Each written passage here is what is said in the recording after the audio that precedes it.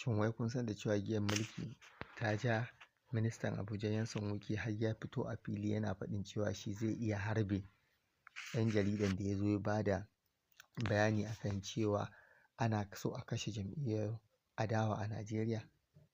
Shin ƙarya ne ɗan jaridan nan ya yi da cewa da a kashe jam'iyyar adawa a Najeriya? Ai wannan abu a zahiri ne, kowa ya gan shi. Jam'iyyun adawa a Najeriya ana neman kashe su, ana neman ruguza su.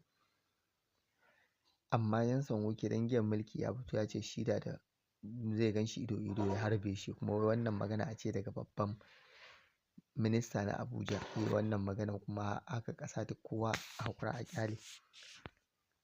Wannan kalma ta dace da Nyesom Wike yi a kuma fito da ita a jarida ta ƙasa baki ɗaya. Ana magana ne a Channels TV, ɗan jarida na magana ka ce za ka yi wannan abu. Yanzu inda wani ne ya fito sai a ce za a kama shi a kai shi a kulle ko kuma a hukunta shi akan dalili da bai kai ya kawo ba, amma shi minista guda ya kuma ya sha lafiya.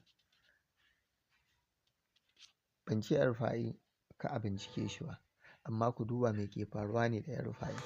Mun ji El-Rufai ya yi kuskure, su suka dage suka cewa sai sun kawo Tinubu, amma tun da ya kawo Tinubu ya ce ya gama aiki da shi, ya watsar da shi, kuma ya ga cewa abin da Tinubu ke yi bai dace ma 'yan ƙasa ba, kuma ya ce za su kada shi, shine ba aka sa shi gaba. Akwai wanda sun yaga ma shi kakakin Senate gaba ɗaya, wani tuhuma ce ba a yi mishi ba, amma gashi kuma an zo an mayar da shi, shine ma shugaban Senate gaba ɗaya. To yanzu haka ƙasar za a tafi? Rashin gaskiya sai wanda ake so. In wanda bai yi gwamnati ba kuma a ce shi za a muzanta a fili haka nan. Nyesom Wike yanzu bai cancanta ce shi ma a kai shi a yi bincike a kan shi ga wannan magana da ya ba, wagga kalamai da ya fita, kalamai ne ta kamata ta fito a bakin minista. To kun ji yadda ƙasar ya kasance.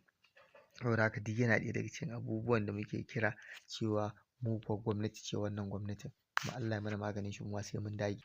A maganar gaskiya, da a ce shi ɗan PDP ne na gaske, me zai kai shi har ya zo yana jin haushi da faɗin zai harba wani saboda wannan ya yi magana zargi akan APC?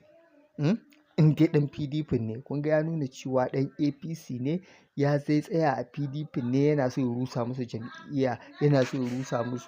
jam'iyya, yadda shi ma Nafi'u Bala aka tura shi ADC ya je ya rusa ADC. Kun fahimce ni? Da a ce ɗan PDP ne da gaske, ba da PDP fa shi ɗan majalisa ɗan jaridan nan yake yi ba, yana magana ne akan APC, amma ka ce za ka harbe shi. To kai da kake PDP, ina ruwanka don wani ya zargi APC? Ku duba maganar nan da hankali ku gani. Kun ga ya baza su kowane jam'iyya su je su yi mai ɓanna, shi dai a dole sai fa ya yi abin nan, ya yi jam'iyya ɗaya, kuma sai ya ci gaba da mulki a ƙasar nan, tun da shi ya mai da mulki gado ne. Allah ya karya Tinubu, Ubangiji Allah ya karya mana shi, Allah ya karya mulkin zalunci a ƙasar nan. Allah ya taimake mu.